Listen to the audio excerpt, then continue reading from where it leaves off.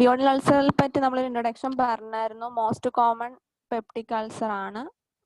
ഏറ്റവും കൂടുതൽ കാണുന്നത് first part of duodenum, just after the pyloric സ്ഫിങ്ക്റ്ററിന്റെ ഓപ്പണിംഗ് കഴിഞ്ഞിട്ടുള്ള ആ പോർഷനിലായിരിക്കും കാണുന്നത്. ഇറ്റ് ഇസ് ഓൾവേസ് ബിന്നൈൻ ആണ്, മാലിഗ്നന്റ് ആവത്തില്ല.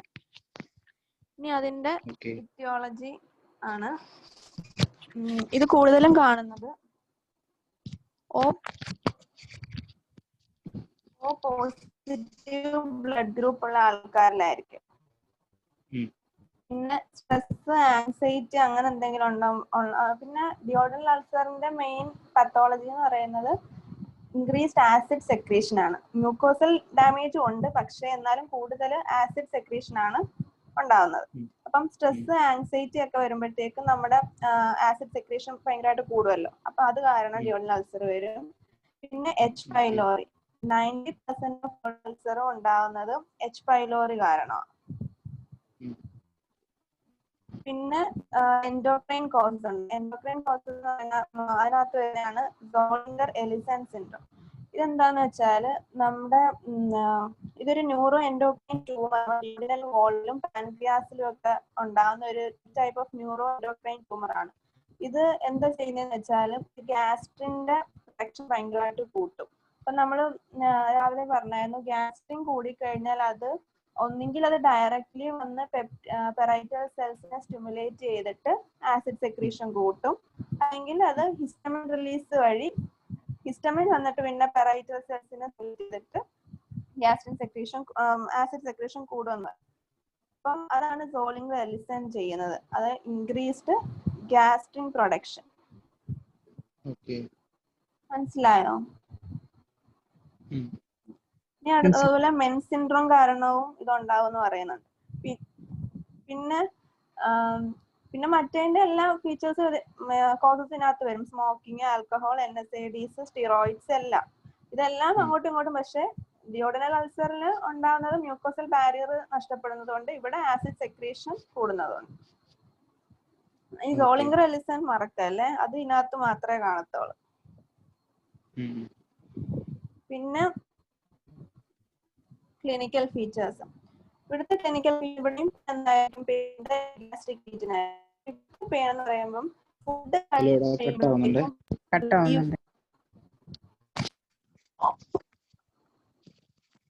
ഹലോ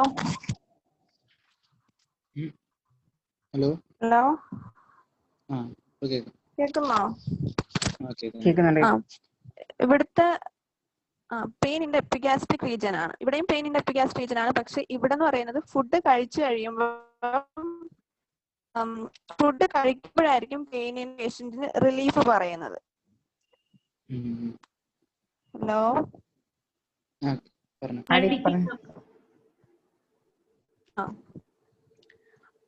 അപ്പം ഇത് ഇപ്പം ഒരു ഫുഡ് കഴിച്ചു കഴിഞ്ഞാൽ ഒരു 2 hours, ഞാൻ പറഞ്ഞപ്പോഴത്തെ പോലെ തന്നെ 2 hours ഡൈജഷൻ എടുക്കുന്ന ടൈമാണ്.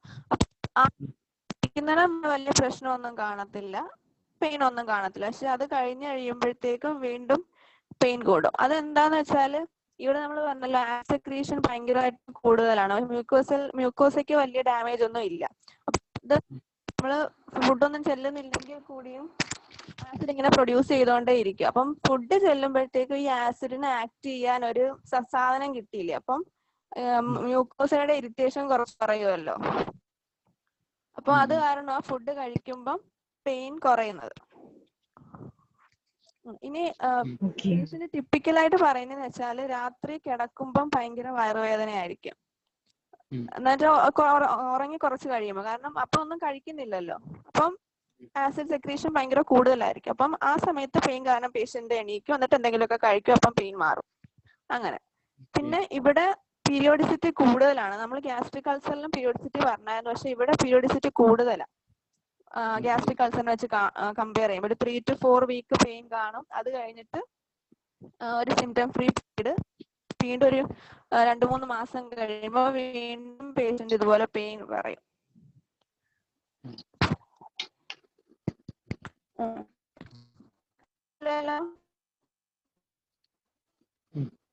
ഹലോ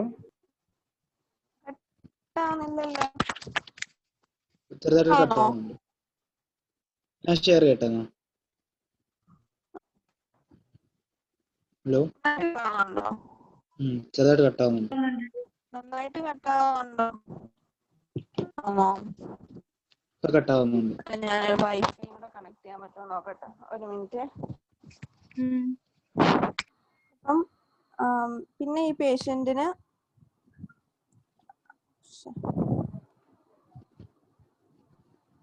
ഹാർട്ട് ബേൺ കാണും. പിന്നെ ഇപ്പൊ ഈ പേഷ്യന്റിന് പെയിൻ അല്ലേ, അപ്പൊ എപ്പോഴും ഇങ്ങനെ ഫുഡ് കഴിച്ചുകൊണ്ടിരിക്കുന്നത് കാരണം വെയിറ്റ് ഗെയിൻ ഉണ്ടാവും. പിന്നെ ഇത് കൂടുതലും കാണുന്നത് മെയിൽസിലായിരിക്കും കേട്ടോ, ഡിയോഡിനൽ അൾസർ. മറ്റേ ഗ്യാസ്ട്രിക് അൾസർ രണ്ട് സെക്സിലും കാണുമോ നമ്മൾ പറഞ്ഞില്ലേ, പക്ഷെ ഇത് കൂടുതലും മെയിൽസിലായിരിക്കും. കട്ടാവുന്നുണ്ടോ? ഇല്ലല്ലോ. ക്ലിയർ ഉണ്ട്, പറഞ്ഞു. ഇനി അടുത്തത് ഇൻവെസ്റ്റിഗേഷൻസ്. അപ്പൊ ഇൻവെസ്റ്റിഗേഷൻസ് നിങ്ങളൊന്ന് എഴുതിക്കോണം കേട്ടോ, ഞാൻ അതിനകത്ത് എഴുതിയിട്ടില്ല. അപ്പൊ ഇൻവെസ്റ്റിഗേഷൻ നമ്മൾ ചെയ്യുന്നത് ബേരിയം മീലാണ് ചെയ്യുന്നത്. മറ്റേതിനെ പോലെ തന്നെ ബേരിയം മീൽ കൊടുത്തിട്ട് നമ്മൾ എക്സ്റേ എടുക്കും. അപ്പം നമ്മൾ എക്സ്റേ എടുക്കുമ്പോഴത്തേക്ക് നമ്മൾ ഡിയോഡിനത്തിൽ പത്തോളജി ഉണ്ടെന്നാണ് നമ്മൾ സസ്പെക്ട് ചെയ്യുന്നത്. അപ്പൊ നമ്മൾ ഡിയോഡിനാണ് നോക്കേണ്ടത്. ഇതൊരു നോർമൽ ബേരിയം മീലാണ് കേട്ടോ. അപ്പം ഇവിടെ നമ്മൾ ഈ കാണുന്നത് ഫണ്ടസാ, ഗ്യാസ്ട്രിക് ഫണ്ടസ്. ഇത് ലൂമൻ, പിന്നെ നടുവിലത്തെ ഭാഗം ബോഡി. പിന്നെ ഈ കാണുന്നത് പൈലോറിക് ആൻഡ്ര. പിന്നെ ഇതിന്റെ നടുവില് ഒരു ചെറിയൊരു വര പോലെ ഇങ്ങനെ കാണുന്നുണ്ടോ, ഒരു ഗ്യാപ്പ് പോലെ, അത് പൈലോറിക് കനാല. ഈ ഫിഗറിൽ എഴുതിയിട്ടുണ്ട് പൈലോറിക് കനാൽ. അത് ഹലോ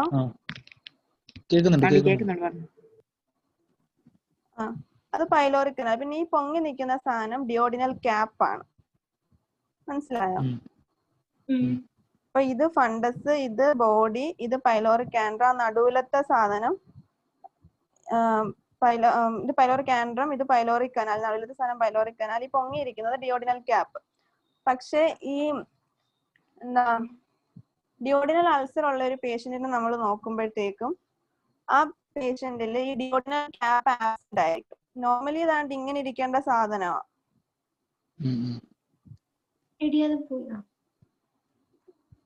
ഒരു മിനിറ്റ്, കാണുന്നില്ലേ? കാണുന്നുണ്ട്.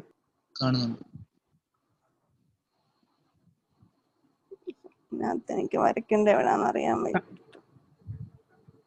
ഈ പൊങ്ങിയിരിക്കുന്ന സാധനം ഉണ്ടല്ലോ, അതാണ് ഡിയോഡിനൽ ക്യാപ്പ്. നോർമലി അതാണ് കാണേണ്ടത്. ആ ഡോട്ടഡ് ലൈൻസ് കാണിച്ചേക്കുന്നുണ്ടോ? പക്ഷെ ആ അപ്പുറത്തുള്ള ബേരിയമിനകത്ത് നോക്കി ആ പൊങ്ങിയിരിക്കുന്ന സാധനം ഉണ്ടോ? ഇല്ലല്ലോ.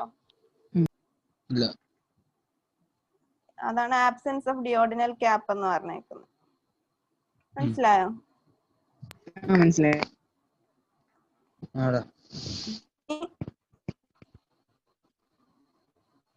ഇനി നമ്മള് മറ്റേ നമ്മൾ ചെയ്തു. ഇനി അടുത്തത് പറഞ്ഞാൽ എൻഡോസ്കോപ്പി ചെയ്യും. ഇവിടെ നമ്മള് ഗ്യാസ്ട്രോസ്കോപ്പി, നമ്മൾ വായിക്കൂടെ സ്റ്റൊമക്കിൽ കൂടെ അല്ലേ ഡിയോഡത്തിൽ പോകുന്നത്, അതുകൊണ്ട് ഇതിനും ഗ്യാസ്ട്രോസ്കോപ്പി തന്നെയാ പറയുന്നത് കേട്ടോ. അപ്പം ഗ്യാസ്ട്രോസ്കോപ്പി നോക്കുമ്പോഴത്തേക്കും നമുക്ക് എവിടാണ് അൾസർ എക്സാക്ട് ലൊക്കേഷൻ കാണാൻ പറ്റും. പിന്നെ ഞാൻ പറഞ്ഞില്ലേ, ഡിയോഡിനൽ അൾസറിൽ നമ്മൾ എന്തായാലും ബയോപ്സി എടുക്കണം, കാരണം മാലിഗ്നന്റ് ആകാനുള്ള ചാൻസ് ഉണ്ട്. പക്ഷെ ഡിയോഡിനൽ അൾസറിൽ ബയോപ്സി എടുക്കേണ്ട ആവശ്യം ഇല്ലെന്നാണ് ഡേവിഡ്സണി പറയുന്നത്. അടുത്തെന്ന് പറയുന്നത് നമ്മൾ test for H pylori. 90% of duodenal അൾസറും എച്ച് പൈലോറി കൊണ്ടാണെന്ന് പറഞ്ഞില്ലേ. അപ്പൊ നമ്മൾ എച്ച് പൈലോറിയുടെ ടെസ്റ്റ് ഉണ്ടോന്ന് അറിയാനുള്ള ടെസ്റ്റ് ചെയ്യണം. അത് തന്നെ രണ്ടായിട്ടാണ് പറയുന്നത്, നോൺ ഇൻവേസീവ്, ഇൻവേസീവ്. നോൺ ഇൻവേസീവില് നമ്മൾ പേഷ്യന്റിന്റെ സെറം കളക്ട് ചെയ്തിട്ട് എലൈസ ചെയ്ത് നോക്കും, എച്ച് പൈലോറിയുടെ ആന്റിജനോ ആന്റിബോഡി എന്തെങ്കിലും ഉണ്ടോന്ന് അറിയാൻ വേണ്ടിയിട്ട്. പക്ഷെ ഈ എലൈസ എന്ന് പറയുന്നത് അക്യൂട്ട് കേസിലും ക്രോണിക് കേസിലും പോസിറ്റീവ് ആയിരിക്കും. പിന്നെ ഒരു ടെസ്റ്റ് എന്ന് പറയുന്നത് നമ്മള് പേഷ്യന്റിന്റെ സ്റ്റൂളിനകത്ത് എച്ച് പൈലോറിയുടെ ആന്റിജൻ ഉണ്ടോ എന്ന് നോക്കുന്നത്. പിന്നെ അടുത്ത ടെസ്റ്റ് എന്ന് പറയുന്നത് യൂറിയേസ് ബ്രെത്ത് ടെസ്റ്റ്. ഇതെങ്ങനെയാന്ന് വെച്ചാൽ നമ്മൾ പേഷ്യന്റിന്റെ അടുത്ത് ഒരു യൂറിയ സൊല്യൂഷൻ ലേബിൾഡ് വിത്ത് റേഡിയോ ആക്റ്റീവ് കാർബൺ 13 അല്ലെങ്കിൽ കാർബൺ 14 ആയിട്ടുള്ള ഒരു യൂറിയ സൊല്യൂഷൻ പേഷ്യന്റിന് കുടിക്കാൻ കൊടുക്കും. അപ്പം അങ്ങനെ കൊടുക്കുമ്പോഴത്തേക്കും നമ്മുടെ ഡിയോഡിനത്തിലോ അവിടെ എവിടെയെങ്കിലും എച്ച് പൈലോറി ഉണ്ടെന്നുണ്ടെങ്കിൽ ആ എച്ച് പൈലോറി ചെന്നിട്ട് ഈ യൂറിയസ് എൻസൈം അല്ലേ അത് പ്രൊഡ്യൂസ് ചെയ്യുന്നത്. അപ്പം യൂറിയസിന്റെ സഹായത്തോടുകൂടി ammonia plus carbon dioxide ആയിട്ട് കൺവേർട്ട് ചെയ്യും. ഈ കാർബൺ ഡൈ ഓക്സൈഡ് നമ്മൾ എക്സൈൽ ചെയ്യുമ്പോഴത്തേക്കും അത് കാർബൺ റേഡിയോ ലെവൽഡ് അല്ലേ, അപ്പം അത് വെച്ച് അവർ ഡിറ്റക്ട് ചെയ്യും കാർബൺ ഡൈ ഓക്സൈഡിന്റെ പ്രൊഡക്ഷൻ ഉണ്ടോ അങ്ങനെ ഉണ്ടോ എന്ന് നോക്കും. അത് റേഡിയോ ലേബിൾഡ് ആയിട്ടുള്ള കാർബൺ ഡൈ ഓക്സൈഡാ വരുന്നതെന്നുണ്ടെങ്കിൽ അത് കാണിക്കുന്നത് എച്ച് പൈലോറി നമ്മുടെ ഡിയോഡിനത്തിൽ ഉണ്ടെന്ന്. മനസ്സിലായോ? അടുത്ത ഇൻവേസീവ് ടെക്നിക്ക്. ഇൻവേസീവ് എന്ന് പറയുന്നത് രണ്ട് ടൈപ്പ്. ഇൻവേസീവ് എന്ന് വെച്ചാൽ നമ്മളൊരു എൻഡോസ്കോപ്പി ഇട്ടിട്ട് ബയോപ്സി എടുക്കുന്നത്. നമ്മൾ പറഞ്ഞു ഡിയോഡിനൽ അൾസറിന് ബയോപ്സി എടുക്കത്തില്ല, പക്ഷെ എച്ച് പൈലോറി ഉണ്ടോ എന്ന് അറിയാൻ വേണ്ടിയിട്ട് എച്ച് പൈലോറിയുടെ ഒരു ടെസ്റ്റ് ആയിട്ട് നമ്മൾ എൻഡോസ്കോപ്പിക് ബയോപ്സി ചെയ്യും. അപ്പം നമ്മൾ ബയോപ്സിയിൽ ആ ഡിയോഡിനൽ അൾസറിന് ബിറ്റ് ഓഫ് ടിഷ്യൂ നമ്മൾ എടുത്തു, എന്നിട്ട് അത് നമ്മൾ കൾച്ചർ ആൻഡ് മൈക്രോസ്കോപ്പിക്കും അയക്കും. പിന്നെ നമ്മളിപ്പോ സർജറി ചെയ്തുകൊണ്ടിരിക്കുവല്ലേ, അപ്പം ആ സമയത്ത് തന്നെ പെട്ടെന്നൊരു റിസൾട്ട് കിട്ടാൻ വേണ്ടിയിട്ട് നമ്മൾ ചെയ്യുന്നതാണ് റാപ്പിഡ് യൂറിയസ് ടെസ്റ്റ്. അതിന്റെ റിസൾട്ട് ഭയങ്കര ഫാസ്റ്റാ. അപ്പം അത് ചെയ്യുന്ന എങ്ങനെയാന്ന് വെച്ചാല് നമ്മൾ ഈ ബയോപ്സി ചെയ്ത ടിഷ്യൂ ഉണ്ടല്ലോ, അത് നമ്മളത് യൂറിയ കണ്ടെയ്നിങ് സൊല്യൂഷനകത്തോട്ട് എടുത്തിടും ആ ടിഷ്യൂവിനെ. അപ്പോഴത്തേക്കും ഈ ടിഷ്യൂവിനകത്ത് ഈ അൾസറിനകത്ത് ബയോപ്സി എടുത്ത അൾസർ ടിഷ്യൂവിനകത്ത് എച്ച് പൈലോറി ഉണ്ടെങ്കിൽ അത് യൂറിയസിന്റെ സഹായത്തോടെ യൂറിയനെ അമോണിയ കാർബൺ ഡൈ ഓക്സൈഡ് ആയിട്ട് കൺവേർട്ട് ചെയ്യത്തില്ലേ. അപ്പം ഈ അമോണിയ എന്ത് ചെയ്യും, അമോണിയ ആ യൂറിയ സൊല്യൂഷന്റെ പി എച്ചിനെ അങ്ങ് കൂട്ടും. എച്ച് പൈലോറി ഉണ്ടെങ്കിൽ ഇത് കൺവേർഷൻ നടന്നു കഴിഞ്ഞാൽ ഈ യൂറിയ സൊല്യൂഷന്റെ പി എച്ചിനെ കൂട്ടും ഈ അമോണിയയുടെ പ്രസൻസ് കാരണം. അപ്പോഴത്തേക്കും ആ യൂറിയ സൊല്യൂഷന്റെ കളർ ചേഞ്ച് ചെയ്യും. അത് വെച്ച് നമ്മൾ മനസ്സിലാക്കും എച്ച് പൈലോറി ഉണ്ടോ ഇല്ലയോ. മനസ്സിലായോ? പറയണോ ഒന്നൂടെ?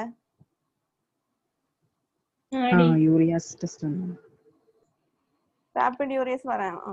അപ്പൊ നമ്മള് ഇവിടെ ചെയ്യുന്നതെന്ന് വെച്ചാല് ബയോപ്സി എടുത്തിട്ട് നമ്മൾ ഈ യൂറിയ സൊല്യൂഷൻ നമ്മളൊരു കണ്ടെയ്നറിനകത്ത് എടുത്ത് വെച്ചേക്കും. എന്നിട്ട് ഈ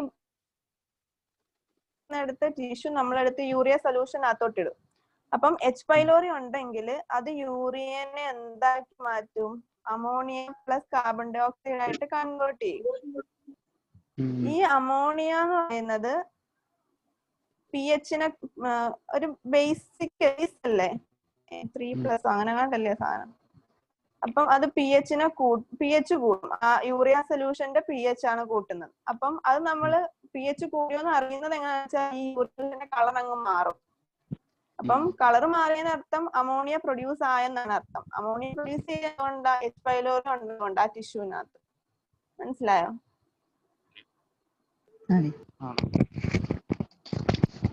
പറയണോ ഇനി?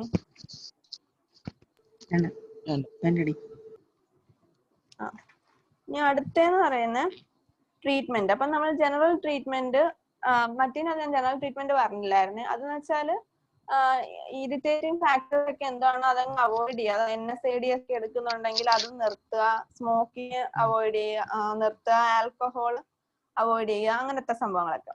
പിന്നെ മെയിൻ ട്രീറ്റ്മെന്റ് എന്ന് പറയുന്നത് ഡിയോഡിനൽ അൾസറിന്റെ മെയിൻ ട്രീറ്റ്മെന്റ് എന്ന് പറയുന്നത് മെഡിക്കൽ മാനേജ്മെന്റ്.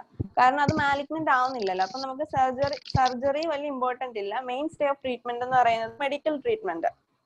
അപ്പം ഫസ്റ്റ് ലൈൻ ഓഫ് തെറാപ്പി എന്ന് പറയുന്നത് പ്രോട്ടോൺ പമ്പ് ഇൻഹിബിറ്റേഴ്സ്. നമ്മൾ പറഞ്ഞില്ലയോ സ്പൈനൽ പാത്വേ പെറൈറ്റൽ സെൽസിനെ സ്റ്റിമുലേറ്റ് ചെയ്യുന്നതാണെന്ന്.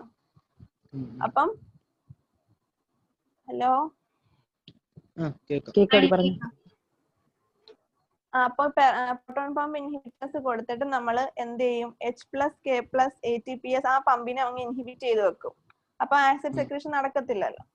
ആ ഡ്രഗ്സിന് എക്സാമ്പിൾ ആണ് ഒമിപ്രസോൾ, ലാൻസോപ്രസോൾ,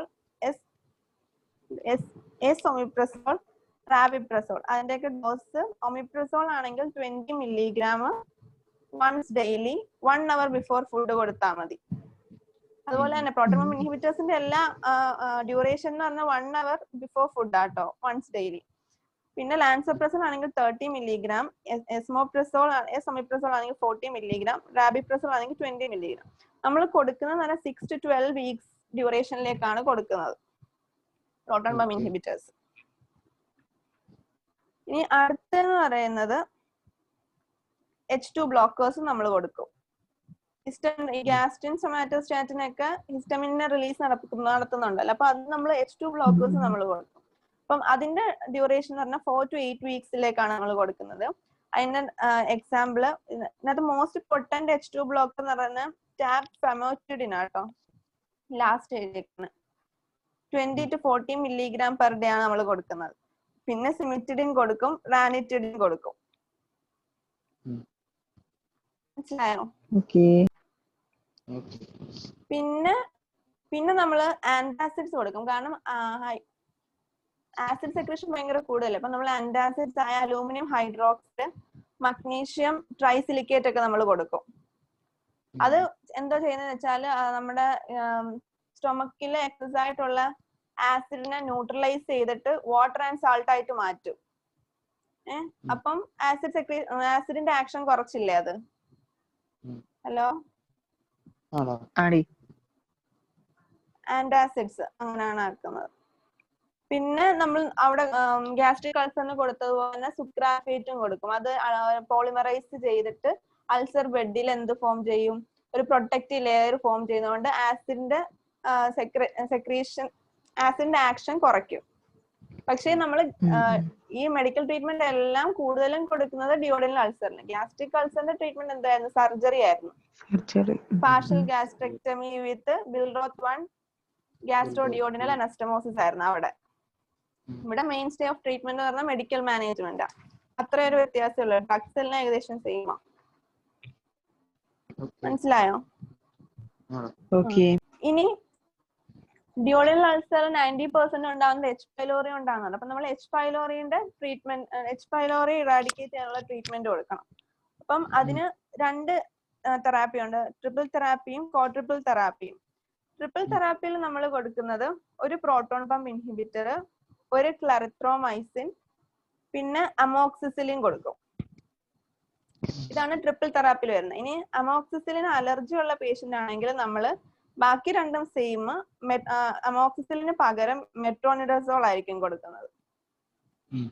മനസ്സിലായോ?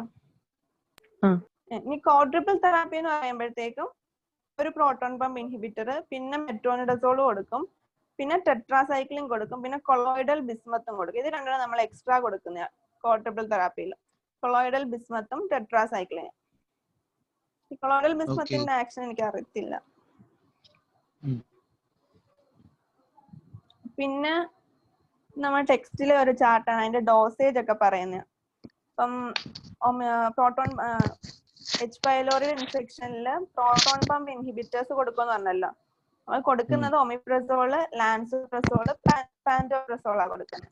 ഒമിപ്രസോൾ 20 മില്ലിഗ്രാം ട്വൈസ് ഡെയിലിയും, lansoprazole 30 milligram twice daily, pantoprazole 40 milligram. ആ ഒരു ഓർഡർ ഉണ്ട്, 20, 30, 40. ഇതിൽ ഏതെങ്കിലും ഒരെണ്ണം കൊടുത്താൽ മതി.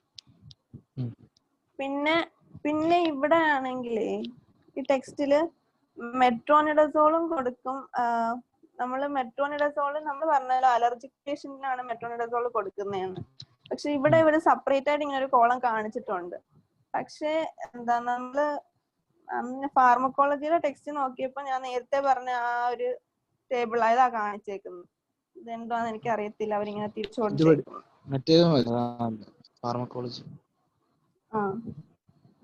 അത് എന്നിട്ട് ഈ ഡോസേജും കൂടെ എഴുതി വെച്ചാൽ മതി. ഇനി അടുത്തത് ഇപ്പം H. പൈലോറിയിൽ ട്രിപ്പിൾ തെറാപ്പി, ക്വാഡ്രിപ്പിൾ തെറാപ്പി, അത് മറക്കല്ല കേട്ടോ.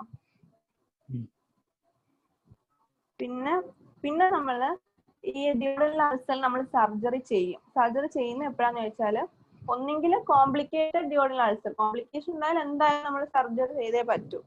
അല്ലെന്നുണ്ടെങ്കിൽ അൺകോംപ്ലിക്കേറ്റഡ് ആയിട്ടുള്ള ഡ്യൂഡനൽ അൾസറിൽ നമ്മൾ സർജറി ചെയ്യും. അത് ചെയ്യുന്ന എപ്പോഴാന്ന് വെച്ചാല്, ഒന്ന് നമ്മളിപ്പം ഈ പ്രോട്ടോൺ പമ്പ് ഇൻഹിബിറ്റേഴ്സ് ഒക്കെ 8 to 12 വീക്സ് കൊടുത്തു. നമ്മൾ ആദ്യമേ ഒരു പേഷ്യന്റ് വന്നാൽ നമ്മൾ മെഡിക്കൽ മാനേജ്മെന്റ് ട്രൈ ചെയ്യുന്നത്, വേറെ കോംപ്ലിക്കേഷൻസ് ഒന്നും ഇല്ലെങ്കിൽ. അപ്പൊ നമ്മൾ 8 to 12 വീക്സ് ഈ മെഡിക്കൽ മാനേജ്മെന്റ് കൊടുത്തിട്ടും നമ്മൾ എന്നിട്ട് ഈ ഡ്രഗ്സ് കൊടുത്തു കഴിഞ്ഞിട്ട് നമ്മൾ റെഗുലർലി പേഷ്യന്റിനെ ഫോളോ അപ്പ് ചെയ്യണം കേട്ടോ. എൻഡോസ്കോപ്പി നമ്മൾ വീണ്ടും നോക്കണം ഈ അൾസർ ഹീൽ ചെയ്യുന്നുണ്ടോ നോക്കണം. അപ്പൊ അങ്ങനെ നമ്മൾ നോക്കിയപ്പം 8 to 12 വീക്സ് കഴിഞ്ഞിട്ടും ഈ അൾസറിന്റെ സൈസിൽ വലിയ വ്യത്യാസമൊന്നും ഇല്ല. ഗ്രേറ്റർ ദാൻ 5 millimeter തന്നെ ആണെന്നുണ്ടെങ്കിൽ ആ പേഷ്യൻസിന് നമ്മൾ സർജറി ചെയ്യും. അല്ലെന്നുണ്ടെങ്കിൽ നമ്മൾ 8 to 12 വീക്സ് അത് പറഞ്ഞല്ലോ, അത് കഴിഞ്ഞിട്ട് 8 to 12 വീക്സ് നമ്മൾ ട്രീറ്റ്മെന്റ് എല്ലാം കൊടുത്തു, പേഷ്യന്റിന്റെ എല്ലാ അൾസർ എല്ലാം ഹീൽ ചെയ്തു, 5 millimeter താഴെയൊക്കെ വന്നു അൾസർ സൈസ്. പക്ഷേ റെഗുലർ ഫോളോ അപ്പ് ചെയ്യണമെന്ന് പറഞ്ഞല്ലോ, നമ്മൾ അത് കഴിഞ്ഞിട്ട് വീണ്ടും ഫോളോ ചെയ്തപ്പോഴത്തേക്കും പേഷ്യന്റ് ഫോളോ അപ്പിന് വേണ്ടി വന്നപ്പോൾ നോക്കിയപ്പം ഈ പേഷ്യന്റ് റിക്കവർ ആയ പേഷ്യന്റിന് വീണ്ടും ഒരു റെക്കറൻസ് ഉണ്ടാകുന്നു. ട്രീറ്റ്മെന്റ് എല്ലാം നമ്മൾ കൊടുത്തു കഴിഞ്ഞ് പേഷ്യന്റ് എല്ലാം മാറിയതാ, അത് കഴിഞ്ഞ് ഫോളോ അപ്പിന് വന്നപ്പോഴത്തേക്കും വീണ്ടും ulcer size greater than 5 millimeter ഉള്ള ഒരു അൾസർ വീണ്ടും റെക്കർ ചെയ്തു. അങ്ങനെയുള്ള പേഷ്യൻസിൽ നമ്മൾ സർജറി ചെയ്യും. മനസ്സിലായോ? ഈ രണ്ട് കേസിലാണ് കോംപ്ലിക്കേഷൻ ഇല്ലാതെ നമ്മൾ സർജറി ചെയ്യുന്നത്. ഇനി സർജറി ഏതൊക്കെയാണെന്ന് പറയാം. അതിന്റെ പേപ്പർ ഇതിനകത്ത് ഇല്ല കേട്ടോ, ഞാൻ പറയാം, നിങ്ങൾ എഴുതിക്കോ. ആദ്യത്തത് ഇതിൽ ഏതെങ്കിലും ഒരെണ്ണം നമ്മൾ ചെയ്യുന്നത് ഹൈലി സെലക്റ്റീവ് വേഗോട്ടമി. രണ്ടാമത്തത് സെലക്റ്റീവ്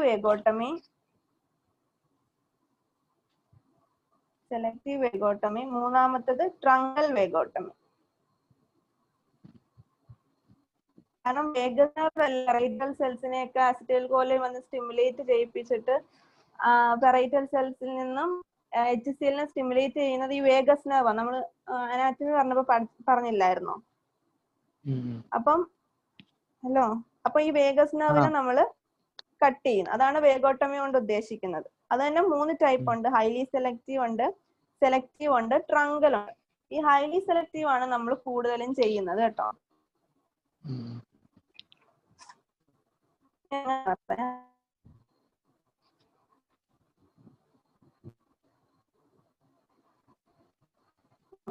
ഇത് നമ്മൾ പറഞ്ഞ അനാറ്റമിയാണ്. അപ്പം ഹൈലി സെലക്റ്റീവ് എന്ന് പറയുന്നത് നമ്മള് ഞാനിപ്പോ പറയുന്നത് രണ്ടിന്റെയും കൂടെ പറയുന്നത്, ആന്റീരിയർ വേഗൽ ട്രങ്കിന്റെയും പോസ്റ്റീരിയർ വേഗൽ ട്രങ്കും കൂടെ ഒരുമിച്ചാണ് പറയുന്നത്. അപ്പം ഹൈലി സെലക്റ്റീവില് നമ്മള് ഈ ഹെപ്പാറ്റിക് ബ്രാഞ്ച് അങ്ങ് കട്ട് ചെയ്ത് കളയും. എനിക്ക് എഴുതാൻ പറ്റുന്നില്ല.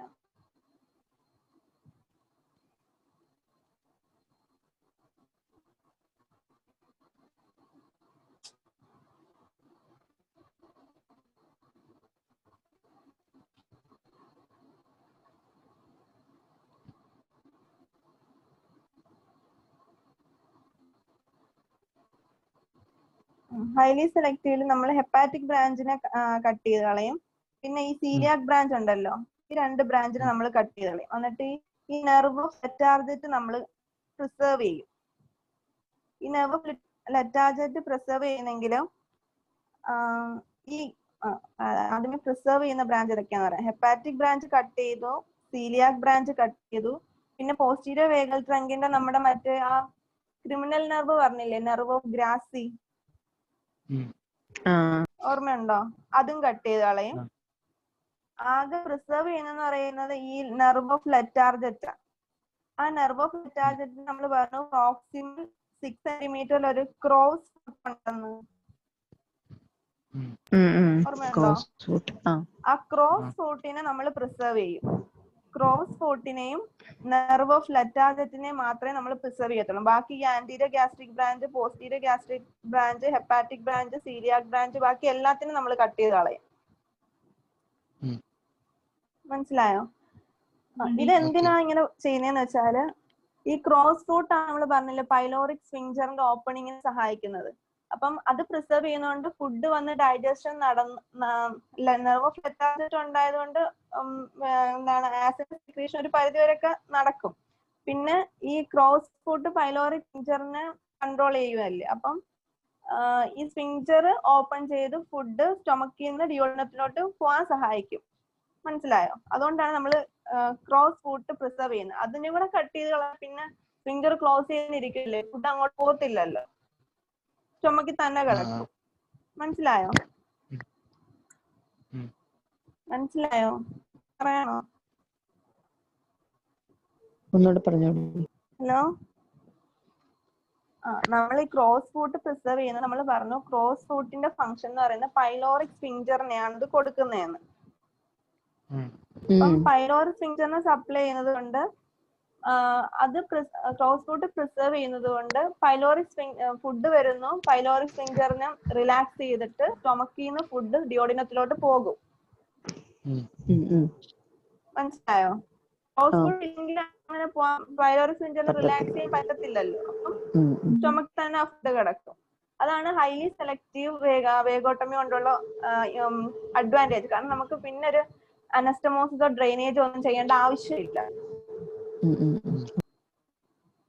ഇപ്പം ഫുഡ് ഇങ്ങോട്ട് പോകുന്നില്ലെന്നുണ്ടെങ്കിൽ പിന്നെ നമ്മളിവിടെ ഒരു ഗ്യാസ്ട്രോജെജിനോസ്റ്റോമിയോ വല്ലതും ചെയ്യാം. പിന്നെ ഫുഡ് പോയിട്ട് ഇങ്ങോട്ട് പോകുന്നില്ലല്ലോ. മനസ്സിലായോ? മനസ്സിലായി. പറയണോ ഇനി?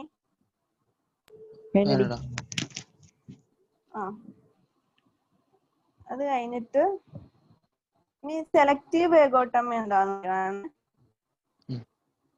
സെലക്റ്റീവ് വേഗോട്ടമി എന്ന് പറയുമ്പോഴത്തേക്കും അതില്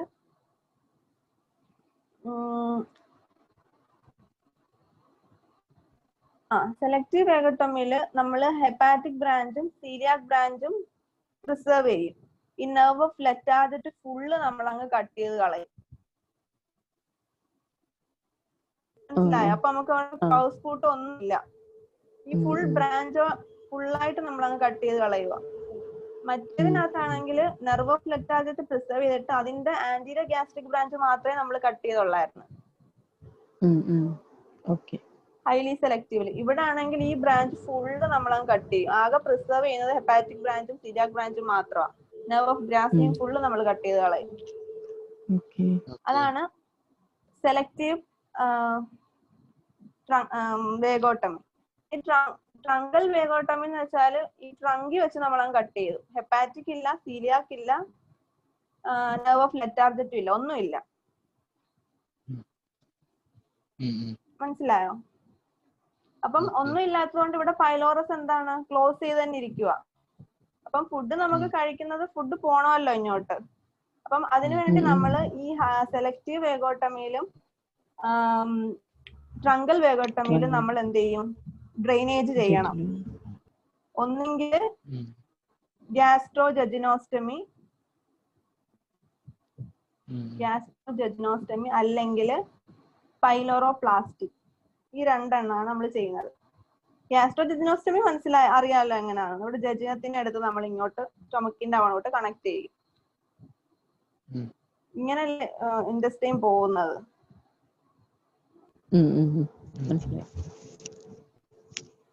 ഇങ്ങനല്ലേ ഇൻഡസ്റ്റൈൻ പോയിക്കൊണ്ടിരിക്കുന്നത്. അപ്പൊ നമ്മൾ ഇവിടുന്ന് ഒരു ബ്രാഞ്ച് എടുത്ത് ഇങ്ങനെ അങ്ങോട്ട് അനസ്റ്റമോസ് ചെയ്ത് വെക്കും. ഇവിടെ വന്നിട്ട് ഓപ്പൺ ചെയ്യും. മനസ്സിലായോ?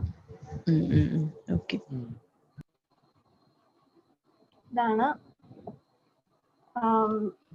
ഗ്യാസ്ട്രോജെജിനോസ്റ്റമി അങ്ങനെ ചെയ്യുന്നത്. ഇനി പൈലോറോപ്ലാസ്റ്റി എന്താന്ന് വെച്ചാൽ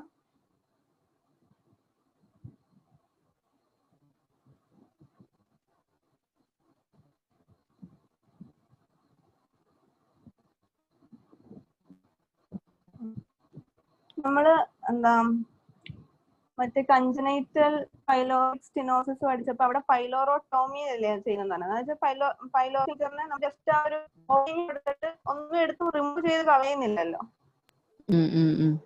ഹലോ. ഇവിടെ എങ്ങനെയാന്ന് വെച്ചാല് പൈലോറോപ്ലാസ്റ്റി രണ്ട് ടൈപ്പ്. ഒന്ന് ഫിന്നീസ് ഉണ്ട്, പിന്നെ അല്ലെങ്കിൽ ഹെനിക് മിക്കുലിക്സ് പൈലോറോപ്ലാസ്റ്റി ആണ്. അതിൽ നമ്മള് ഹെനിക് പൈലോറോപ്ലാസ്റ്റി. അത് എങ്ങനെയാന്ന് വെച്ചാൽ നമ്മുടെ ആൻഡ്രം ഉണ്ടല്ലോ, ഇത് ഫസ്റ്റ് പാർട്ട് ഓഫ് ഡിയോഡിനം. അതിന്റെ ഇടയ്ക്ക് നമ്മൾ ഒരു ലോഞ്ചിറ്റ്യൂഡിനൽ ഇൻസിഷൻ ഇടും. ആ കാണിച്ചേക്കുന്നുണ്ടോ? അത് എക്സ്റ്റെൻഡ് ചെയ്യുന്ന ഒരു ലോഞ്ചിറ്റ്യൂഡ് അല്ലെങ്കിൽ ഹൊറിസോണ്ടൽ ഇൻസിഷൻ ഇട്ടിട്ട് ഈ പൈലോറിക് സ്ഫിങ്ചർ എന്ന് പറയുന്ന ഈ സർക്കുലർ മസിൽസ് അല്ലേ മോഡിഫൈ ചെയ്ത് സ്ഫിങ്ചർ ആവുന്നത് മസ്കുലാർ ലെയറിലുള്ള.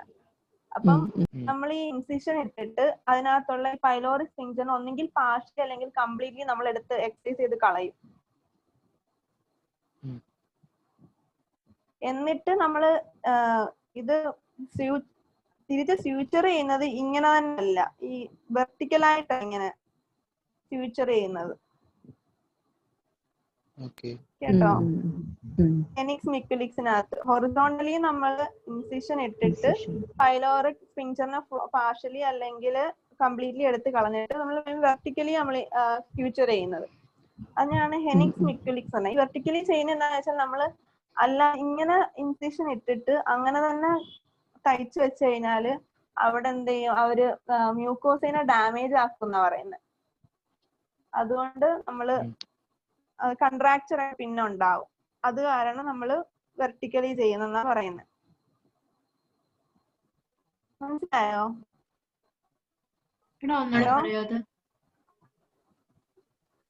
നമ്മളിവിടെ ആൻഡ്രത്തിന്റെയും പൈലോറസിന്റെയും ഇടയ്ക്ക് ഒരു ഹൊറിസോണ്ടൽ ഇൻസിഷൻ ഇടും. ഹൊറിസോണ്ടൽ ഇൻസിഷൻ ഇട്ടിട്ട് നമ്മൾ പൈലോറിക് സ്ഫിങ്ചറിനെ ഒന്നെങ്കിൽ പാർഷ്യലി അല്ലെങ്കിൽ കംപ്ലീറ്റ്ലി ഫുള്ളി എടുത്ത് കളഞ്ഞിട്ട് തിരിച്ച് ഫ്യൂച്ചർ ചെയ്യുന്നതെന്ന് വെച്ചാൽ ഇങ്ങനെ ആയിരിക്കും, വെർട്ടിക്കലി. ഇവിടെ കാണിച്ചേക്കുന്നുണ്ടോ? ഹലോ ഹലോ, മനസ്സിലായോ? നമ്മൾ ഇങ്ങനെ ഫ്യൂച്ചർ ചെയ്യാത്തെന്ന് വെച്ചാൽ ഇങ്ങനെ ഓപ്പൺ ചെയ്തിട്ട് ഇങ്ങനെ ഇരിക്കുവല്ലേ, ഇപ്പൊ വോണ്ട് ഓപ്പൺ ആക്കി നമ്മൾ ഇങ്ങനെ ക്ലോസ് ചെയ്ത് ഇങ്ങനെ തന്നെ ക്ലോസ് ചെയ്ത് കഴിയുമ്പോഴത്തേക്കും മ്യൂക്കോസിനെ ഒക്കെ ഡാമേജ് ഉണ്ടാക്കും. അതുകൊണ്ട് എന്താ നമ്മള് പ്രാക്ടിക്കലി ചെയ്യുന്നത് കൺട്രാക്ചർ ഒക്കെ ഉണ്ടാകാതിരിക്കാൻ. പിന്നെ ഇവിടെ പറയുന്ന അതാണ്. മനസ്സിലായോ നിങ്ങക്ക്? മനസ്സിലായി. ഇവിടെ നോക്കിക്കോ. The surgeon will make a 5 centimeter long incision lengthwise starting from the lower stomach antrum along the pylorus at the top part of the duodenum. അത് കഴിഞ്ഞിട്ട് ആ ഇൻസിഷനെ നമ്മളൊരു ഡയമണ്ട് ഷേപ്പ് ആക്കും.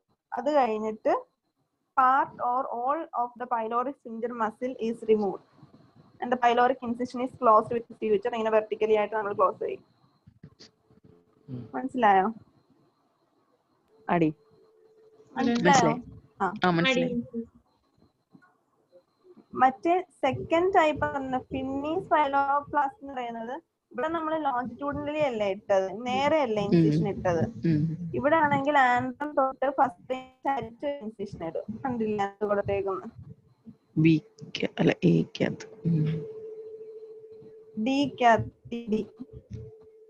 ബി അല്ലേ ഇപ്പൊ നമ്മൾ പറഞ്ഞ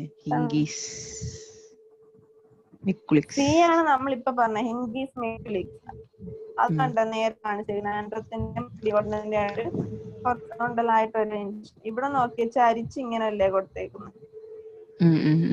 അങ്ങനെയാണ് ഫിന്നീസ്. ഇത് നമ്മൾ ചെയ്യുന്നത് ഇനി പറയും. ഫിന്നീസ് നമ്മൾ ചെയ്യുന്നത് കോംപ്ലിക്സ് എന്തെങ്കിലും ഉണ്ടാവുന്ന സ്ഥലത്ത്, അത് അങ്ങോട്ട് പോകുമ്പോ പറയാം. പക്ഷെ ഇവിടെ ഡിയോഡനൽ അൾസറിന്റെ അൺകോംപ്ലിക്കേറ്റഡ് ഡിയോഡനൽ അൾസറിന്റെ സർജറിയിൽ നമ്മൾ ചെയ്യുന്നത് ഹൈലി സെലക്റ്റീവ് വേഗോട്ടമി. അപ്പൊ ഹൈലി സെലക്റ്റീവ് ചെയ്ത് കഴിഞ്ഞാൽ പിന്നെ ഡ്രെയിനേജിന്റെ ഒന്നും ആവശ്യമില്ല. സെലക്റ്റീവ് അല്ലെങ്കിൽ ട്രങ്കുലാ ചെയ്യുന്നെങ്കിൽ പിന്നെ നമ്മൾ ഒന്നെങ്കിൽ ഗ്യാസ്ട്രോ ജിജിനോസ്റ്റമിയോ അല്ലെങ്കിൽ പൈലോറോപ്ലാസ്റ്റിയോ ചെയ്യണം. പൈലോറോപ്ലാസ്റ്റിയിൽ നമ്മൾ ചെയ്യുന്നത്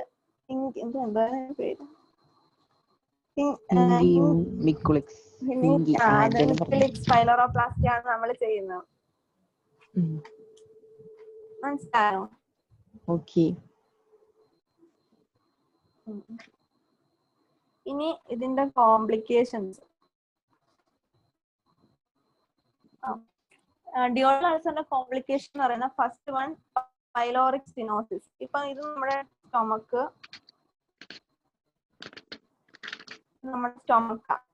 അപ്പം ഫസ്റ്റ് ഓഫ് ഡിയോഡനം ഇവിടെ അങ്ങോട്ട് സ്റ്റാർട്ട് ചെയ്യുന്നതെന്ന് വെച്ചോ. അപ്പം ഇവിടെയാണ് നമ്മുടെ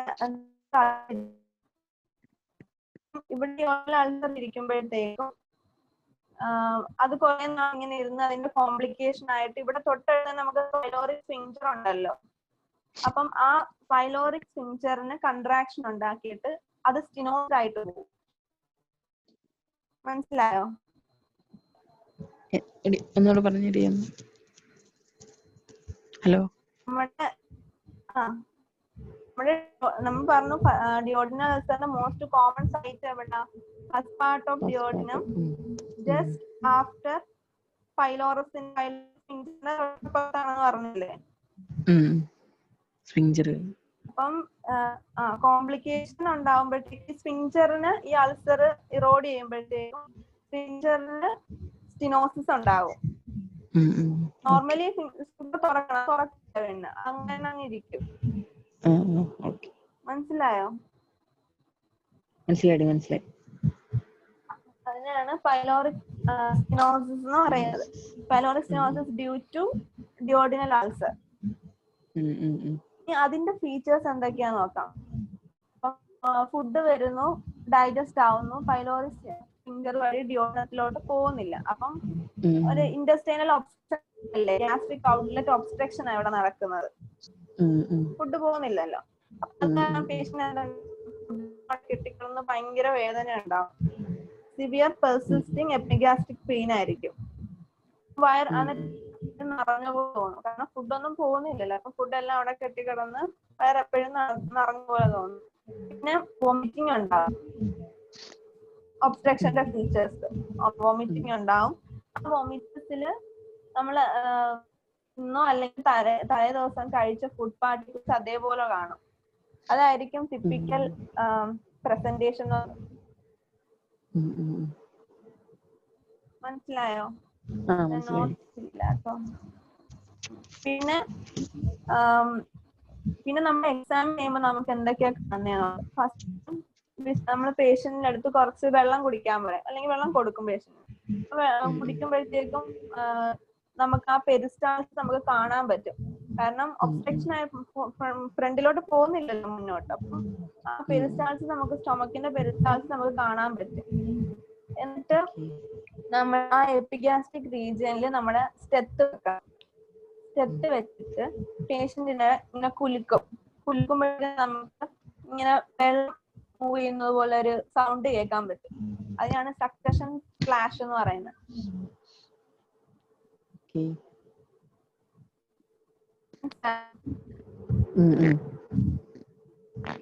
ഇനി അടുത്തെന്ന് പറയുന്നത് ഓസ്കൾട്ടോ പെർക്കഷൻ ഓഫ് സ്റ്റൊമക്ക്. ഇതെങ്ങനെയാണെന്ന് വെച്ചാൽ നമ്മൾ വീണ്ടും എപ്പിഗാസ്ട്രിക് റീജിയനിൽ നമ്മൾ സ്റ്റെത്ത് വെച്ചിട്ട് നമ്മുടെ സ്റ്റൊമക്ക്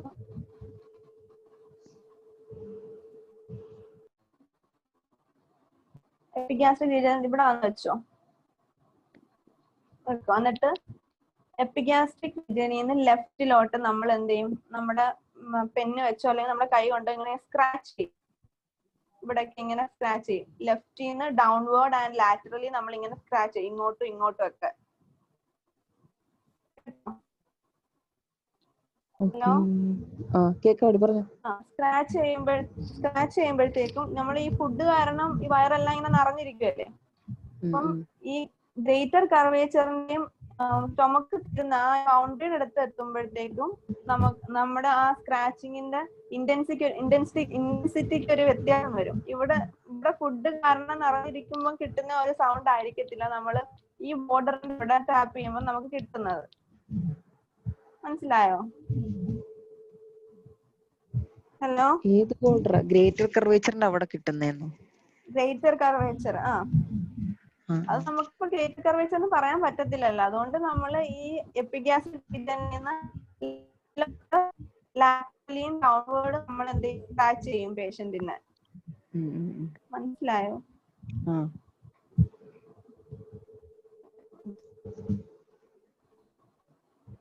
ഇത് അംബിലിക്കസ്.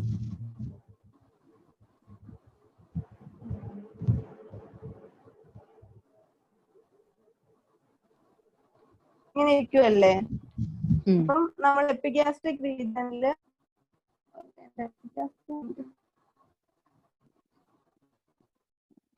Yes.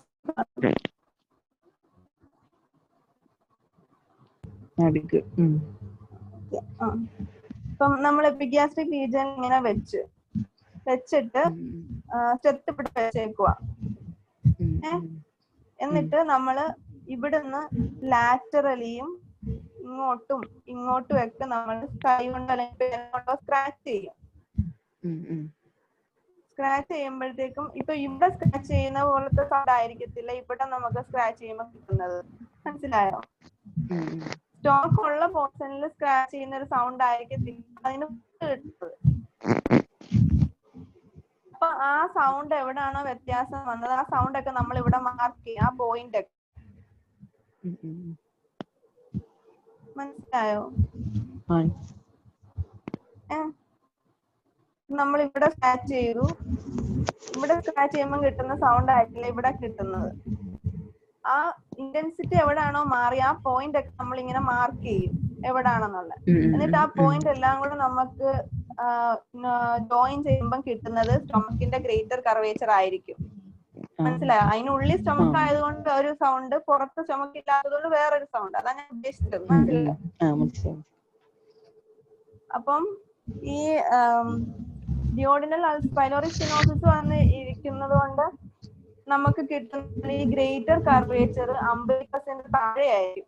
ഇങ്ങനെ ആയിരിക്കും കിട്ടുന്നത്. നോർമലി അംബലിക്കസിന്റെ മേളിലാണ് നിൽക്കേണ്ടത്. പക്ഷെ നമ്മൾ പൈലോറിക് സ്റ്റെനോസിസ് ഉള്ള പേഷ്യന്റിൽ നമ്മൾ ഓസ്കൾട്ടോ പെർക്കഷൻ ചെയ്യുമ്പം ഗ്രേറ്റർ കർവേച്ചർ അംബലിക്കസിന്റെ താഴെ കിട്ടും. ആ ഗ്രേറ്റർ കർവേച്ചറിന്റെ പൊസിഷൻ അറിയാൻ വേണ്ടിയിട്ടാണ് നമ്മൾ ഇങ്ങനെ സ്ക്രാച്ച് ചെയ്ത് കണ്ടുപിടിക്കുന്നത്. ഈ ഗ്രേറ്റർ കർവേച്ചർ അംബലിക്കസിന് താഴെയാ കിട്ടുന്നതെങ്കിൽ അതിന്റെ അർത്ഥം എന്താണ്, സ്റ്റൊമക്ക് ഡയലേറ്റ് ചെയ്തിരിക്കുകയാണ് എന്നാണ്. മനസ്സിലായോ? പറയണോ?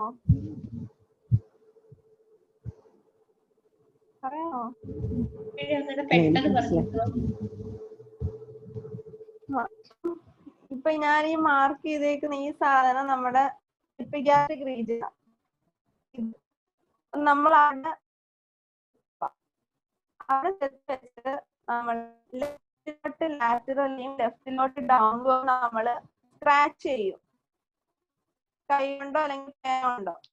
അപ്പം നമുക്ക് അതിന്റെ ഭാഗം ഇല്ലാത്ത റീജിയൻ വരുമ്പോഴത്തേക്ക്, റീജിയനിലാണ് നമ്മൾ സ്ക്രാച്ച് ചെയ്യുന്നതെങ്കിൽ അവിടെ ഇവിടെ കേട്ട പോലെ ഒരു സൗണ്ട് ആവുന്നത്. ആ ഇന്റൻസിറ്റി അവിടെ നമ്മൾ മാർക്ക് ചെയ്യും. ഇപ്പൊ ഇവിടെയാണെന്നുണ്ടെങ്കിൽ ഇവിടെയൊക്കെ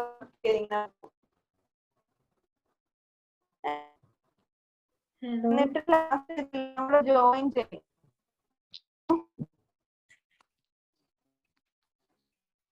ഹലോ ഹലോ, കേക്കുന്നില്ലേ?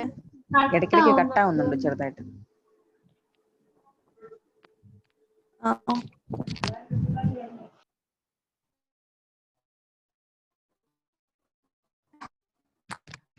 കേൾക്കുന്നോ? കേക്കുന്നുണ്ട്. എപ്പിഗ്യാസ്ട്രിക് നമ്മൾ സ്റ്റെത്ത് വെച്ചിട്ട് ലെഫ്റ്റ് ലാറ്ററലിയും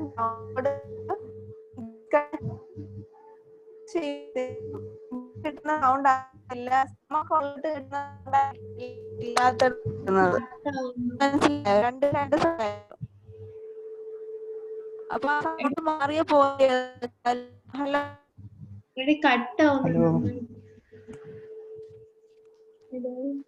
ഹലോ ഷൗക്കത്ത്. ഹലോ ഇപ്പൊ ക്ലിയർ ആണോ? വീണ്ടും കട്ടായി പോകുന്നു. ഞാൻ പറയാം. ഈ എപ്പിഗ്യാസ്ട്രിക് റീജിയനിൽ നമ്മൾ സ്റ്റെത്ത് വെച്ചിട്ട് നമ്മള് ആ ബാക്കിയുള്ള ഓരോ ഏരിയയിൽ നമ്മൾ ഇങ്ങനെ സ്ക്രാച്ച് ചെയ്ത് നോക്കും. എന്നിട്ട് അതിന്റെ ഇന്റൻസിറ്റി ഡിഫറെന്റ് ആയിട്ടുള്ള ഏരിയ എല്ലാം മാർക്ക് ചെയ്യും. അങ്ങനെ മാർക്ക് ചെയ്ത് എല്ലാം കൂടെ വരയ്ക്കുന്നത് ഗ്രേറ്റർ കർവേച്ചർ ആയിരിക്കും. അത്രേ ഉള്ള സംഭവം. അത് അംബ്ലിക്കസിന് താഴെ ആയിരിക്കോ? ഡയലേറ്റഡ് ആയിരിക്കും.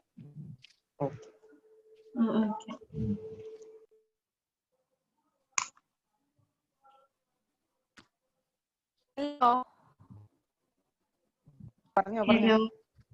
കേക്കാം. കേൾക്കുന്നുണ്ടോ? ഇപ്പൊ കേൾക്കുന്നുണ്ട്. ഇനി ഈ പൈലോസിനോസിസ് വന്ന പേഷ്യന്റ് എപ്പോഴും വോമിറ്റിംഗ് ആണ് നമ്മൾ പറഞ്ഞില്ലേ. വോമിറ്റിംഗ് കാരണം ഇംബാലൻസ്. അപ്പൊ ഹൈപ്പോകാൽമിയ, ഹൈപ്പോകാൽസീമിയ അതൊക്കെ ഉണ്ടാവും. എല്ലാം കുറയും. ഹൈപ്പോകാൽസീമിയ എല്ലാം കുറയും, ഇലക്ട്രോലൈറ്റ് കൂടുതൽ കുറയും. ഹൈപ്പോകാൽസീമിയ ഉണ്ടായി കഴിഞ്ഞാൽ എന്ത് പറ്റും? ഗ്യാസ്ട്രിക് ടെറ്റനി ഉണ്ടാവും. ഇനി ഈ പാരഡോക്സിക്കൽ ആസിഡ്യൂറിയ എന്ന് പറയുന്നത് എന്താ, നമ്മുടെ ബോഡിയില് ആസിഡ് ഒക്കെ നമ്മൾ വോമിറ്റ് ചെയ്യുമ്പോൾ ആസിഡ് എല്ലാം പോയില്ലേ, അപ്പൊ പേഷ്യന്റിന് മെറ്റബോളിക് ആൽക്കലോസിസ് ഉണ്ടാവും. അപ്പം മെറ്റബോളിക് ആൽക്കലോസിനെ പ്രിവെന്റ് ചെയ്യാൻ വേണ്ടി കിഡ്നി തന്നെ എന്ത് ചെയ്യും? ബൈകാർബണേറ്റിന് കൂടുതലായിട്ട് എക്സ്ക്രീറ്റ് ചെയ്ത് കളയും യൂറിൻ വഴി. മനസ്സിലായോ? അങ്ങനെ ബൈകാർബണേറ്റിനെ എക്സ്ക്രീറ്റ് ചെയ്ത് കഴിയുമ്പം ഈ സോഡിയം ലെവൽ നോർമൽ ആയിട്ടുള്ള ഒരു പേഷ്യന്റിനാണെങ്കിൽ പാരഡോക്സിക്കൽ ആസിഡ്യൂറിയ ഉണ്ടാകത്തില്ല. പക്ഷെ ഹൈപ്പോനാട്രീമിയ ഉള്ള ഒരു പേഷ്യന്റിലാണ് കിഡ്നി ഇങ്ങനെ കോംപ്ലിക്കേഷൻ കാരണം ബൈകാർബണേറ്റ് സോഡിയത്തിനെ കൂടെ റീറ്റെയിൻ ചെയ്യാൻ നോക്കും. ബോഡിയില് സോഡിയം കുറവല്ലേ, സോഡിയത്തിനെ കൂടെ റീറ്റെയിൻ ചെയ്യാൻ നോക്കും. അങ്ങനെ സോഡിയത്തിനെ റീറ്റെയിൻ ചെയ്യാൻ നോക്കിയിട്ട് സോഡിയം ഒരു പോസിറ്റീവ് ഉണ്ട്. അപ്പൊ അതിനെ പോസിറ്റീവ് ആയതുകൊണ്ട് വെളിക്കൊടുക്കാറുണ്ട്. അതിന് വേണ്ടിയിട്ട് എക്സ്ക്രീറ്റ് ചെയ്ത് കളയും.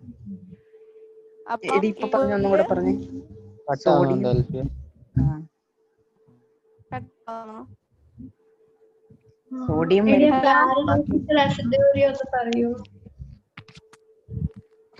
പാരഡോക്സിക്കൽ ആസിഡ് ഞാൻ ഇത് സ്റ്റോപ്പ് ചെയ്യട്ടെ എന്നാ സ്ക്രീൻ എന്നിട്ട് വൈറ്റ് ബോർഡ് എടുത്തു. അല്ലെ വൈറ്റ് ബോർഡ് ആയിരുന്നു ഷെയർ ചെയ്തായിരുന്നു. നീ സ്റ്റോപ്പ് ഷെയർ ചെയ്യോ? ഓക്കെ, അവിടെ ഇല്ലേ? പറഞ്ഞു.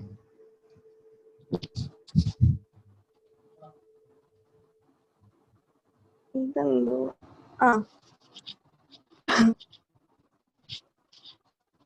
അപ്പം അനോട്ടേഷൻ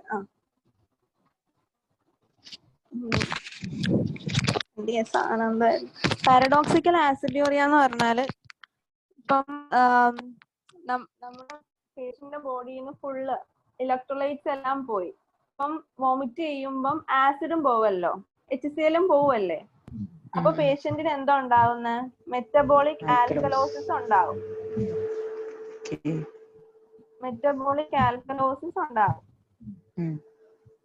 അപ്പം ഈ ആൽക്കലോസിസിനെ പ്രിവെന്റ് ചെയ്യാൻ വേണ്ടിയിട്ട് നമ്മുടെ ബോഡി തന്നെ ഉണ്ടാക്കുന്ന കോമ്പൻസേറ്ററി മെക്കാനിസം ആണ്. അതായത് കിഡ്നി ഈ എക്സസ് ആയിട്ടുള്ള ബൈകാർബണേറ്റിനെ യൂറിൻ വഴി എക്സ്ക്രീറ്റ് ചെയ്യാതെ കളയാൻ നോക്കും ബൈകാർബണേറ്റിനെ. ഈ പൈലോറിസിനോസ് ഉള്ള പേഷ്യന്റ് നമ്മൾ പറഞ്ഞു ഹൈപ്പോനാട്രീമിയ ഉണ്ടാവുമെന്ന്.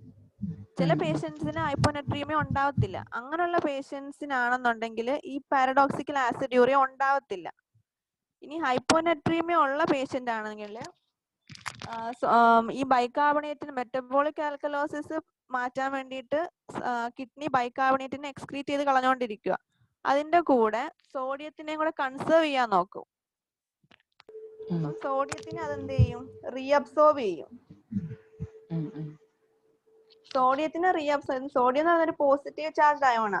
അതിനെ റീഅബ്സോർബ് ചെയ്യണമെങ്കിൽ ഒരു പോസിറ്റീവ് ചാർജിനെ ലൂസ് ചെയ്ത് കളയണ്ടേ.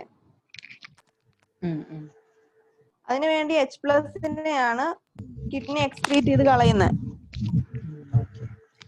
അപ്പം യൂറിനകത്ത് എന്തുണ്ടായി? ആസിഡിന്റെ പ്രസൻസ്. അതാണ് പാരഡോക്സിക്കൽ ആസിഡ്യൂറിയ. മനസ്സിലായോ? ഡൗട്ട് ഉണ്ടോ?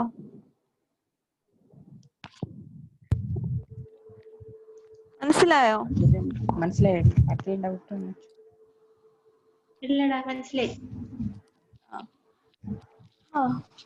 അടുത്ത ഇനി ഇതിന്റെ ട്രീറ്റ്മെന്റ് എന്ന് പറയുന്നത് അജ്മി ഒരു കാര്യം ചെയ്യാവോ? ഞാൻ വാട്സാപ്പിൽ അയച്ചതൊന്ന് ഷെയർ ചെയ്യാവോ? Okay okay.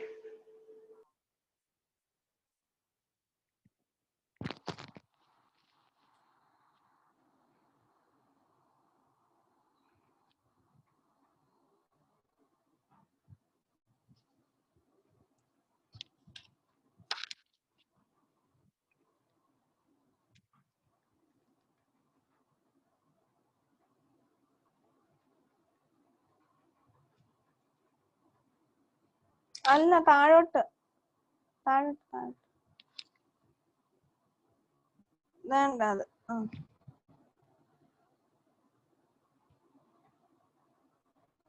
ഏറ്റവും ലാസ്റ്റ് എടുത്തോ.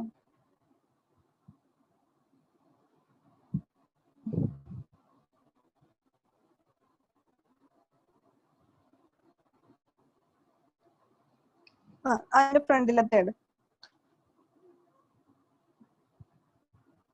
അതിനു മുമ്പിൽ അതിന് ഫ്രണ്ട്. ഇനി നമ്മൾ ഇതിന്റെ ട്രീറ്റ്മെന്റ് പറയുവാണ്.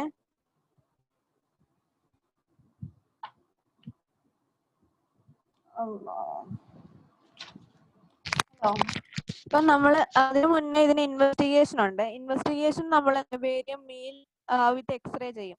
എക്സ്റേ ചെയ്തിട്ട് ഇത് സ്റ്റൊമക്ക് ബേരിയം മീൽ വിത്ത് എക്സ്റേ ചെയ്യുക. അപ്പൊ ഇവിടെ പൈലോറസ് ഇങ്ങനെ സ്റ്റിനോസ്ഡ് ആയിട്ട് ഇരിക്കുവല്ലേ, അപ്പം കോൺട്രാസ്റ്റ് താഴോട്ട് പോവോ? ഹലോ? ഇല്ല, പോകത്തില്ല. അപ്പം ഡിയോഡിനൽ ക്യാപ്പ് ഇവിടെ എന്തായിരിക്കും? ആബ്സെന്റ് ആയിരിക്കും. ഹലോ? പിന്നെ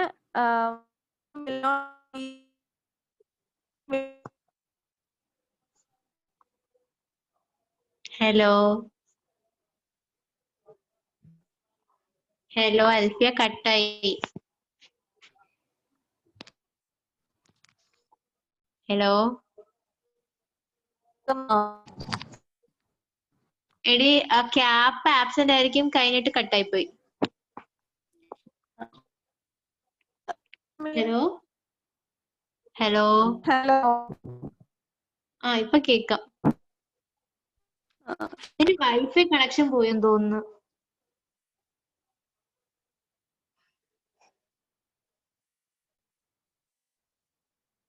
ഹലോ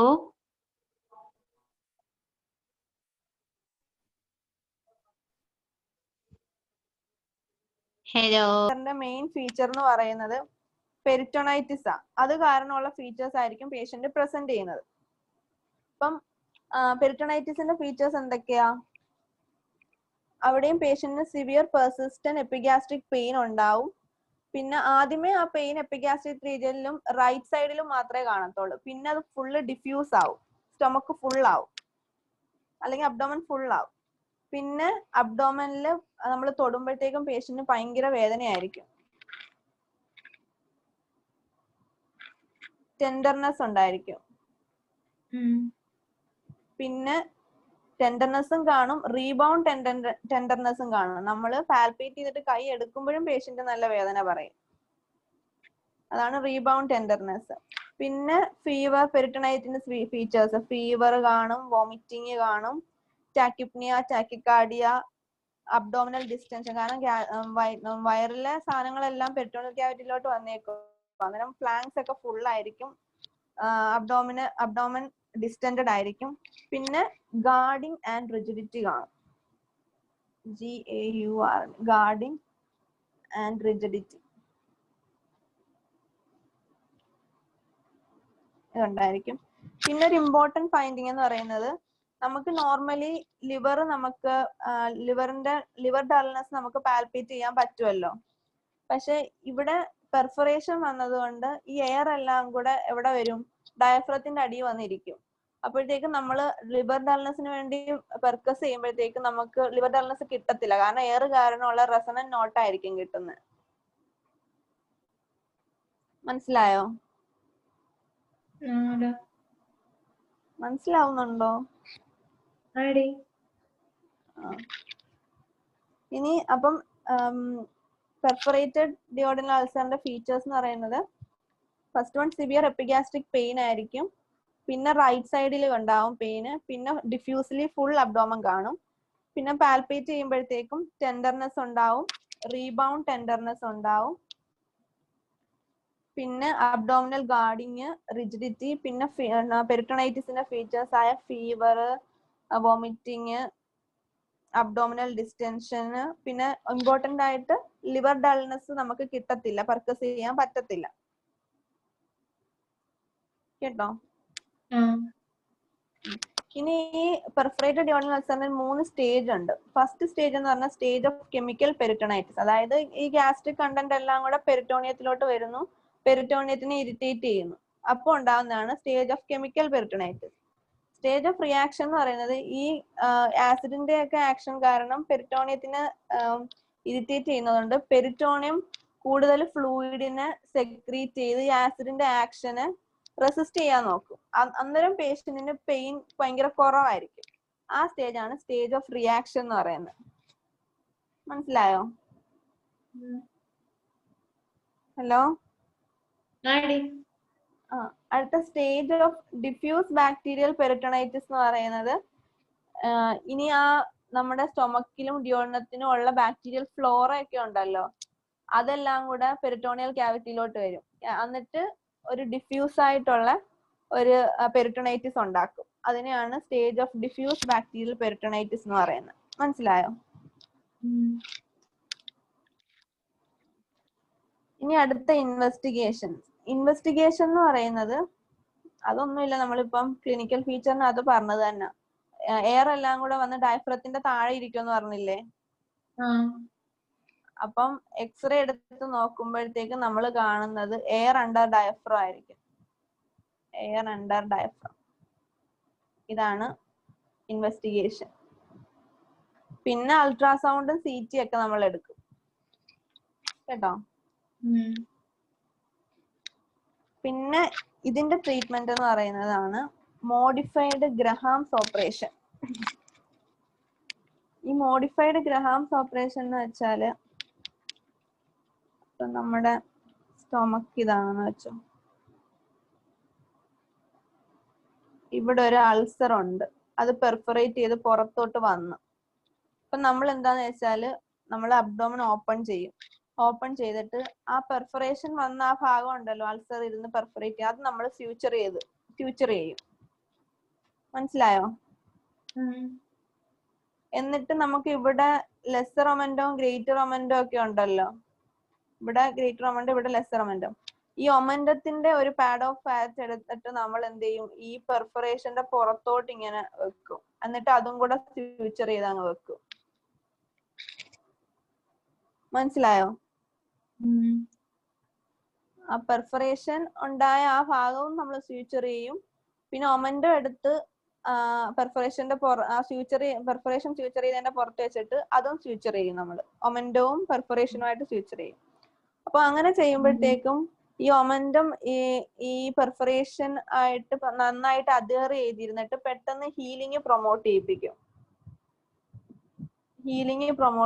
പിന്നെ നല്ല ബ്ലഡ് സപ്ലൈ കൊടുത്തിട്ട് ഹീലിംഗ് പ്രൊമോട്ട് ചെയ്യിപ്പിക്കും. മൂന്നാമത്തത് ലിംഫാറ്റിക് ഡ്രെയിനേജും പ്രോപ്പർ ആയിട്ട് നടത്തിക്കും ഈ ഒമൻഡം ഇങ്ങനെ ചെയ്യുന്നത് കൊണ്ട്.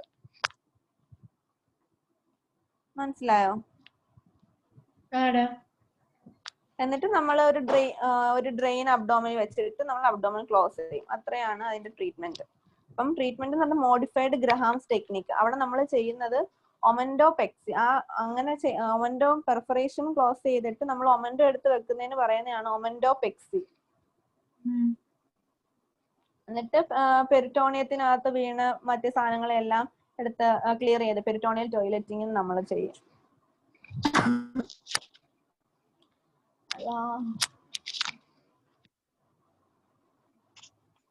മനസ്സിലാകുമോ? മനസ്സിലായി. ഇനി അടുത്ത പേജ് ഒന്ന് എടുക്കും. ഇനി അടുത്ത ലാസ്റ്റ് ടോപ്പിക് ആട്ടോ.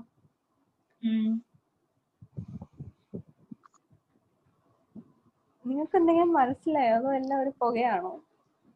ഇല്ലടി, മനസ്സിലാവുന്നുണ്ട്, നീ പറഞ്ഞോ. ഇനി അടുത്തത് ബ്ലീഡിങ്. അടുത്ത കോംപ്ലിക്കേഷൻ എന്ന് പറയുന്നത് ബ്ലീഡിങ് ആണ്. ബ്ലീഡിങ് എങ്ങനെയാന്ന് വെച്ചാൽ നമ്മൾ രാവിലെ പറഞ്ഞു അൾസർ അവിടെ ഇരുന്നിട്ട് ആ അൾസറിന്റെ അടുത്തുള്ള കുഞ്ഞു കുഞ്ഞു വെസൽസിനെയൊക്കെ ഇറോഡ് ചെയ്തിട്ട് അത് കാരണം ബ്ലീഡിങ് ഉണ്ടാവും. അല്ലെങ്കിൽ നമ്മൾ പറഞ്ഞ മെയിൻ വെസൽസിലെ ലെഫ്റ്റ് ഗ്യാസ്ട്രിക് അല്ലെങ്കിൽ ലെഫ്റ്റ് അത് ഗ്യാസ്ട്രിക് അൾസർ ആണെങ്കിൽ ലെഫ്റ്റ് ഗ്യാസ്ട്രിക് ആർട്ടറി ആയിരിക്കും അത് ഇറോഡ് ചെയ്യുന്നതും. ഇവിടെ ഡിയോഡിനൽ അൾസർ ആണെന്നുണ്ടെങ്കിൽ അത് ഇറോഡ് ചെയ്യുന്നത് ഗ്യാസ്ട്രോ ഡിയോഡിനൽ ആർട്ടറി ആയിരിക്കും. ഏത് ആർട്ടറിയാ? ഗ്യാസ്ട്രോ ഡിയോഡിനൽ ആർട്ടറി മെയിൻ ആയിട്ട് ഡിയോഡിനൽ ആർട്ടറി. ഈ ഹെമറേജ് കൂടുതലായിട്ട് ഉണ്ടാവുന്നതും ഈ ഗ്യാസ്ട്രോ ഡിയോഡിനൽ അൾസറിനാണ് കേട്ടോ. അപ്പം ഇവിടെ നമ്മള് ഈ പേഷ്യന്റ് ബ്ലഡ് പോയിക്കൊണ്ടേ ഇരിക്കുമല്ലേ, അപ്പം അത് കാരണമുള്ള ഫീച്ചേഴ്സ് ആയിരിക്കും ക്ലിനിക്കൽ ഫീച്ചേഴ്സ്. ബ്ലഡ് ബ്ലീഡ് ചെയ്യുന്നത് കൊണ്ട് ഒന്നെങ്കിൽ അതിനെ വൊമിറ്റ് ചെയ്യും ഹെമറ്റമെസിസ്, അല്ലെങ്കിൽ ആസിഡുമായിട്ട് മിക്സ് ചെയ്ത് സ്റ്റൂൾ വഴി വരുന്നത് മെലീന ഉണ്ടാവും. പിന്നെ ബ്ലഡ് ലോസ് ഉണ്ടായതുകൊണ്ട് ഫീച്ചേഴ്സ് ഓഫ് ഷോക്ക് ഉണ്ടാവും. എന്തൊക്കെയാ? Pallor, tachycardia, sweating, hypotension, tachypnea, dry tongue, cold.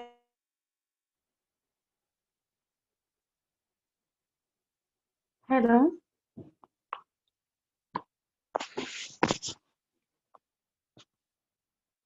Hello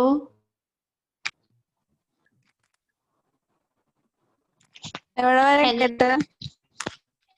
ഹെമറ്റമെസിസ്, പാലർ അല്ല മലീന അതൊക്കെ പറഞ്ഞില്ലേ ക്ലിനിക്കൽ ഫീച്ചേഴ്സ്? ഹെമറ്റൻസ് വരും, മലീന വരും, പിന്നെ ഫീച്ചേഴ്സ് ഷോക്ക് ആയിട്ട് പാലർ വരും, ടാക്കിക്കാർഡിയ, സ്വെറ്റിംഗ്, ഹൈപ്പോടെൻഷൻ, പിന്നെ ഡ്രൈ മൗത്ത്, കോൾഡ് എക്സ്ട്രീമിറ്റീസ് അതൊക്കെ ഉണ്ടാവും. പിന്നെ ഈ പേഷ്യൻസിൽ നമ്മൾ ഹിസ്റ്ററി എടുക്കുമ്പോഴത്തേക്കും അവര് ഡിയോഡിനൽ അൾസറിന്റെ അല്ലെങ്കിൽ ഗ്യാസ്ട്രിക് അൾസറിന്റെ എന്തെങ്കിലും ട്രീറ്റ്മെന്റിലായിരിക്കും എന്ന് പറയും കേട്ടോ.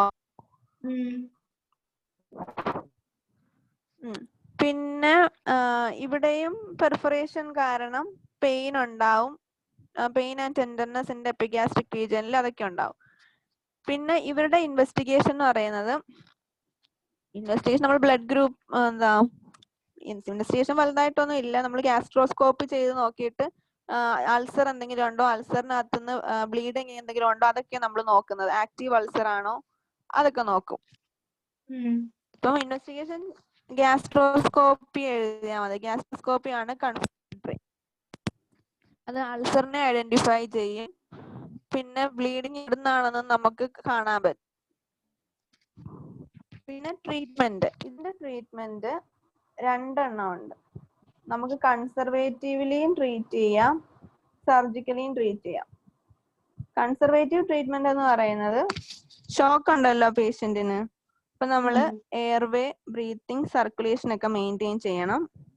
പിന്നെ ബ്ലഡ് കാരണം കുറെ ഫ്ലൂയിഡ് ലോസ് ഒക്കെ ഉണ്ടായിട്ടുണ്ടല്ലോ, അപ്പം ഇൻട്രാവീനസ് ഫ്ലൂയിഡ് നമ്മൾ കൊടുക്കും. പിന്നെ ഹലോ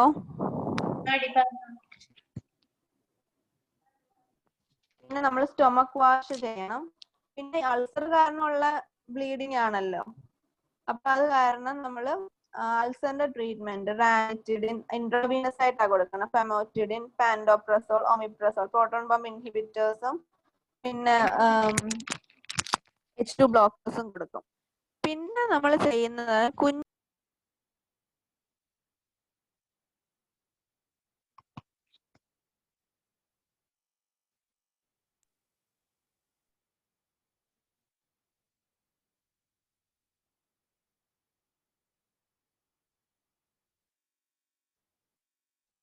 അലഫിയ പോയി.